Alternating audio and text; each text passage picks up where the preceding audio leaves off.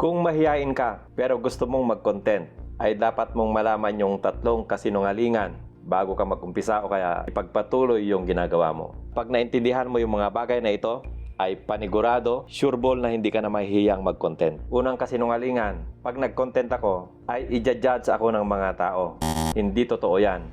Sa siyensya ay may tinatawag na spotlight effect, na kung saan, halimbawa ikaw, isang mahiyain, ang iniisip mo ay lahat ng tao nakatingin sa'yo. At habang tinitingnan ka ay ginajudge ka. Pero ang katotohanan ay ganito. Halimbawa ikaw, doon sa last na 5 video na napanood mo sa cellphone mo, ilang beses ka nag-judge doon sa content creator na yon?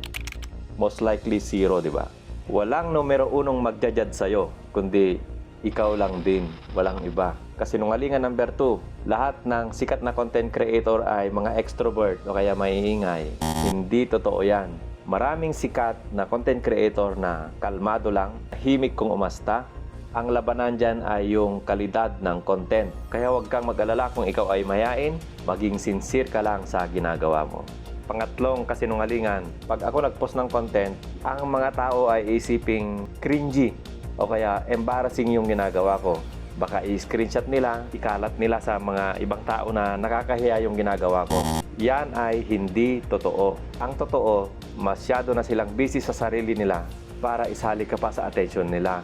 Pero kung totoo mang may mga taong makakaramdam ng embarrassment doon sa ginagawa mo, isang senyales lang yon na sila mismo ay hindi nila kayang gawin yung ginagawa mo.